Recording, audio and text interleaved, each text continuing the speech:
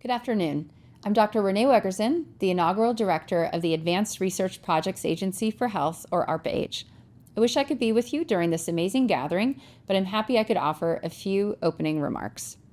Our mission at ARPA-H is to accelerate better health outcomes for everyone. We take on challenging health problems in pursuit of high-impact solutions, and we work hard to ensure that the advances we make in research will survive and thrive in the real world. At ARPA-H, insurmountable is just a code word for ARPA-Hard. We move quickly into action to break down complex health issues into technically viable programs that might be considered too risky for other funding agencies, such as whole eye transplants, bioprinting organs, and regenerating joints without invasive and expensive procedures. We have an enormous opportunity and responsibility to go as fast and as safely as possible and achieve better health outcomes in tangible, measurable ways. And we've thought about equity and accessibility from each program's conception to ensure that any discoveries or health advances reach all Americans. ARPA-H is a funding agency exclusively, and the work we do is through our performers, or the teams that we fund.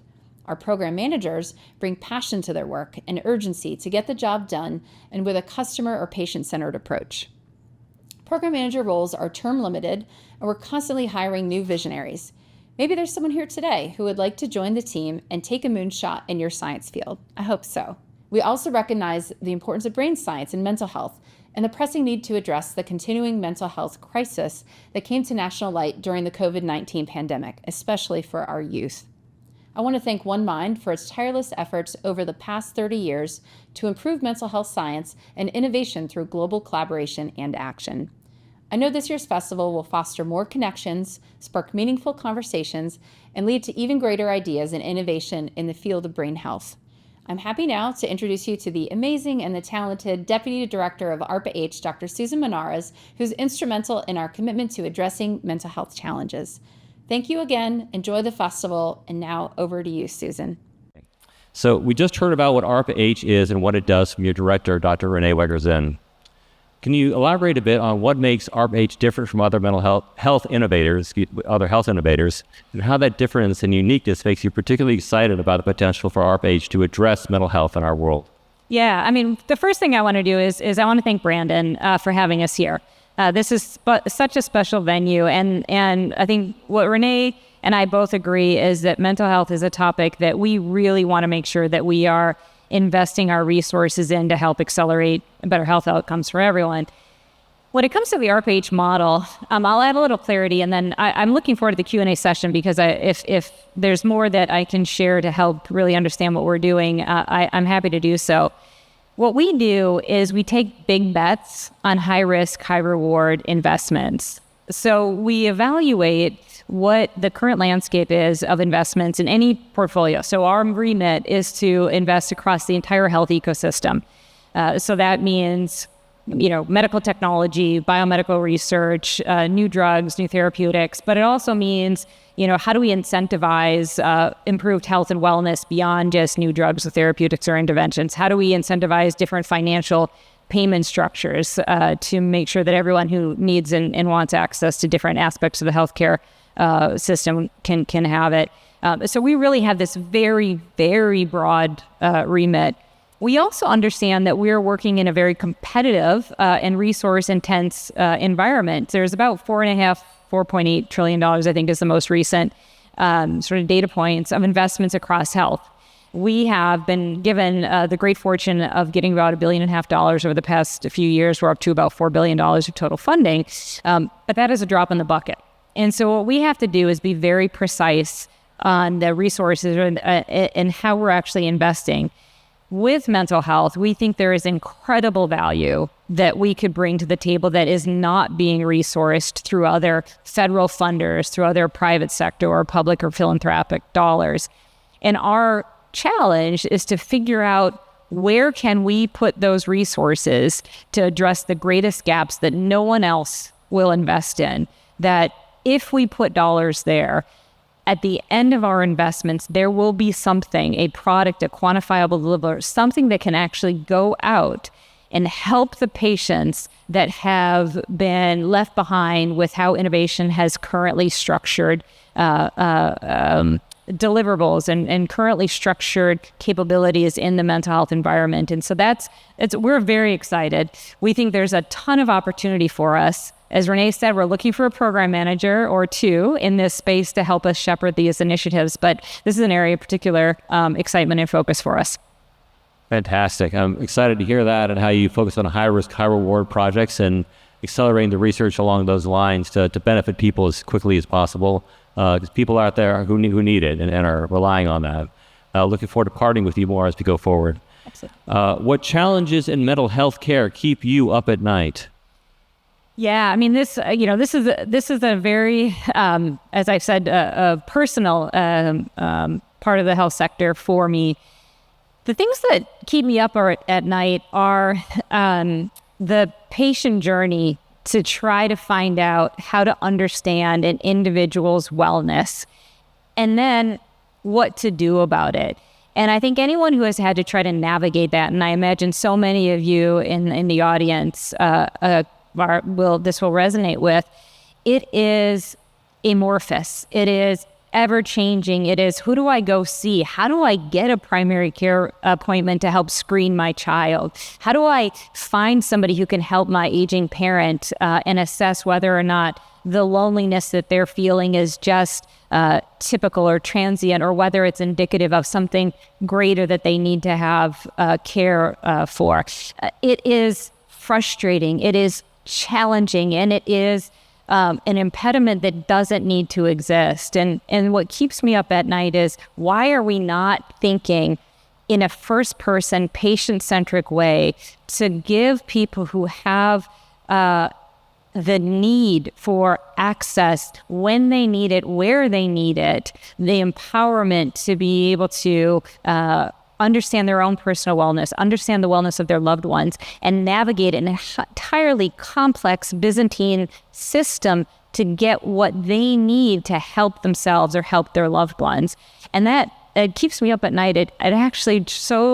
It's so frustrating to me that one of the things that I'm hoping that we can figure out is, how do we take all of this amazing work and all of this data that exists that is so scattershot right now, and how do we integrate it? How do we harvest it? How do we harness it? And how do we give it back to the patients who could so desperately need it, and their loved ones who so desperately want to help them?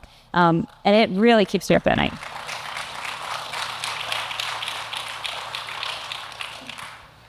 I love how you're talking about both ends of the scale, the large scale data sets as well as the individual experiences, and how we can bring those together to help people out there in the community. That's really visionary. Thank you. So looking forward to ARPA-H's work in mental health, how do you see this impacting individuals' lives and people throughout our audience as well as their families? Yeah, the way I think about the portfolio that we'll ultimately hopefully have within ARPA-H is sort of broken out across a number of different sort of facets of the mental health continuum. One of the areas that we're really interested in is on prevention. So how do you actually change the dynamics that lead to an individual moving into mental health unwellness? It's incredibly complicated. It is incredibly hard.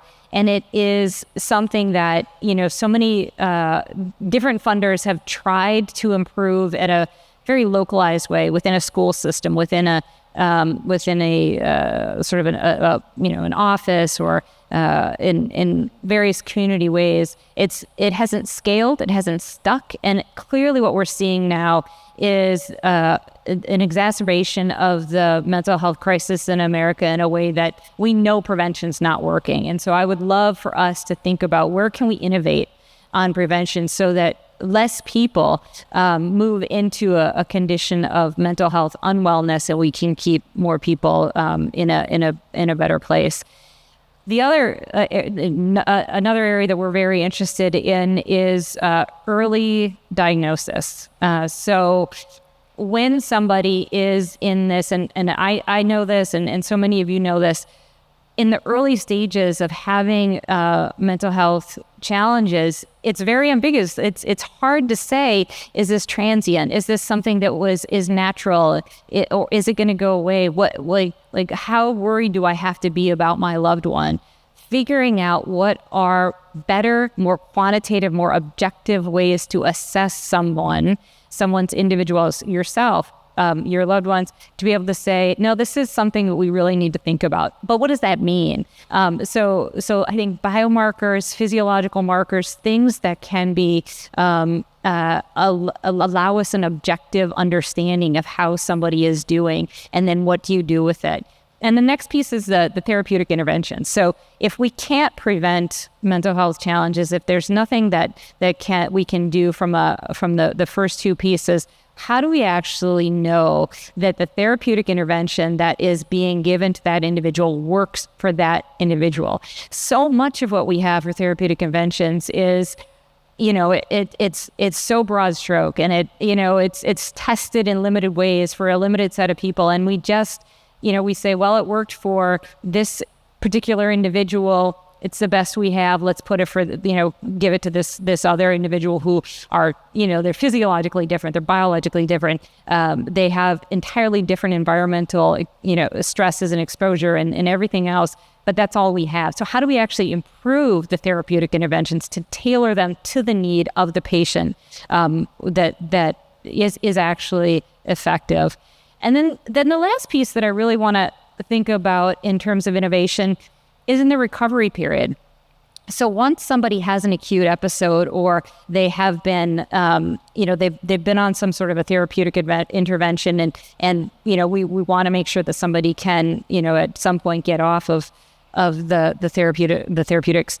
How do you actually stabilize that person's life, that person's individual well-being for the duration of their life? How do you innovate that? How do you make sure that there isn't a recurrence or a relapse? And it's so hard to think about what could you do in a sustainable way that allows them to move on with their life in a very productive, in a way that they never have to go back to where they were. So we think that there's opportunity to innovate across all four of those sort of vertical pillar areas. And what we're looking for is, what are those big bets that we can take? Where can we put our resources so that at the end of the day, we have something that is out there, it's in the commercial market, it is with patients, that we can say that we've actually made an enduring difference.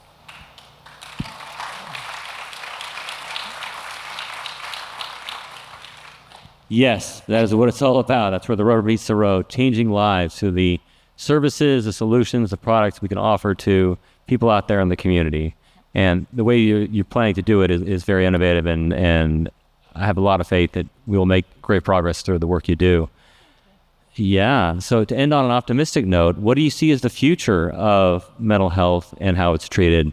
And how will ARPA-H play an important role in pushing toward that future? So I will say, we're sort of north of the Silicon Valley Gen AI hype cycle, but I will say my strong belief about patient empowerment is so profound that I am really excited about what can we do through all of this harnessing of the data that has been generated for decades and decades and decades, and it's dispersed in so many different places. Now that we have generative AI capabilities that are coming online, that we're actually able to secure and to validate and to make work for so many other sectors, what can we do to combine all of that and, again, get patients the care that they need in their homes? So the prosaic need to go to a brick and mortar place for an initial screening and a referral, and then come back and do monitoring and all of the things that happen when you're having mental health issues, they have become so prohibitive for so many people, myself included. Is how do you take time out of work? How do you actually, do you take your child out of school? Do you take your parent out of the nursing care? All of those different things.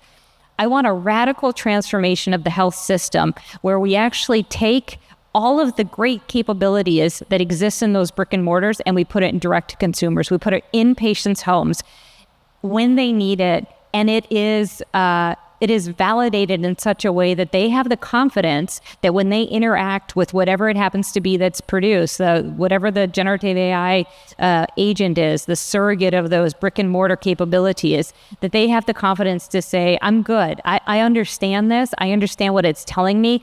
I don't need to go see my clinician who's 30 minutes away. I don't need to find transportation. I don't need to find childcare. I don't need to find elder care. I can actually do it in my own home, and with the confidence that it is going to be helpful to me. And I'm super excited about this. And I'm hopeful that 10 years from now, 90% of those in-person visits can actually be done in our homes with success, and to mitigate all the challenges that come with having to actually go to a brick and mortar place.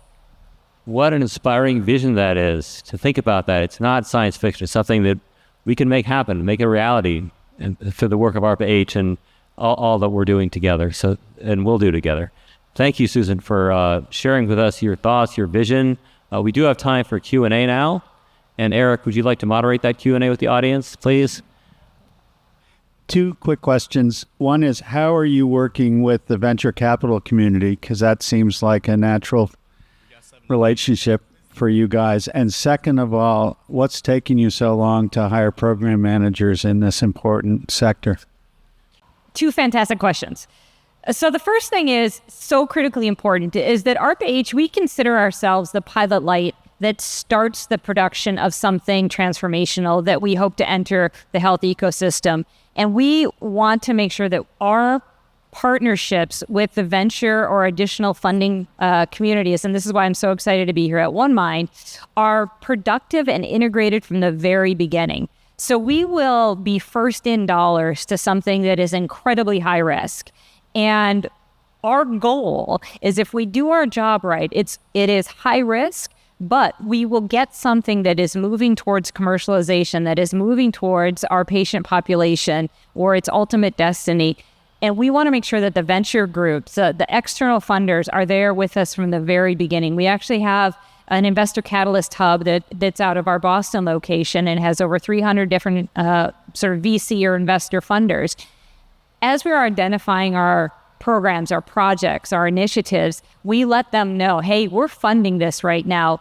Is this something you want to pick up? If it's not something you're going to want to pick up, why not? Have we designed it inappropriately? Is there something that is technologically challenging that you need us to do before you would pick it up? Is there a challenge with regulatory processes? Is there a challenge with reimbursement? We want to break down all of those barriers, and we want to have very close partnerships with our venture capital complementary funders, so that when we're done with our project, when we're done with that initiative, and we've got it to the state where that program is no longer funded, that it does have a viable pathway to the commercial market. And so keeping our venture partners close is something that is core principle. In terms of our program managers, I mean, I will say that I will make a plea to this audience. If you know somebody who is highly skilled, highly passionate, and understands in such a profound way the problems faced in mental health, in all the facets of it, especially those who have lived experience or are willing to work with folks who have lived experience, we would love to have those names come forward, because our model is bottom up. It is, we need a program manager in the organization who has the technical chops to run these programs effectively, and we don't make investments until we have it. And so please, if you are someone yourself, or you know somebody who you think can be a champion for this issue, send them our way, because we'd love to get somebody on board. Okay, one more question in the interest of time. Short question. Real quick, ARPA-H did a sprint this year in maternal health. Very exciting. Could that happen for mental health? Yeah, I mean, we love the sprint model. So those of you who are not familiar, we set a target of the sort of the amount of money that we want to put out there, and then we cast a wide net to try to get two types of initiatives funded under the sprint approach, which is we call these the sparks, which are things that we will fund that are early in the technology readiness levels, and we'll give organizations up to $1, $2, $3 million to get what they have just a little bit further in the pipeline. Or we will fund things we call launch pads, trying to get things that are closer to commercialization. They're closer in the technology readiness level. Going back to the question about venture, they just need to fill a gap to get to the next place. And we love this model. It's very much like Shark Tank. We'll bring in those that make it through our first rounds of review to pitch to us, where they try to they have 30 minutes and they have to actually sell us on why that particular investment is going to be radically transformative to whatever the particular area is. We were incredibly successful in the Women's Health Sprint, and we'll be announcing those the winners of that very soon. Mental health is a priority for us, and we know how incredibly challenging it is. We also know that there's a lot that's going on in this space that would comport to the model of that sprint. So I can't say anything about a sprint today. It is something that we would certainly think about. And if we do launch a sprint in this area, you will be one of the first to know, because I'll probably call Brandon and tell him to let everyone know. So, Susan, thank you so much. Let's give Dr. Monarez another round of applause.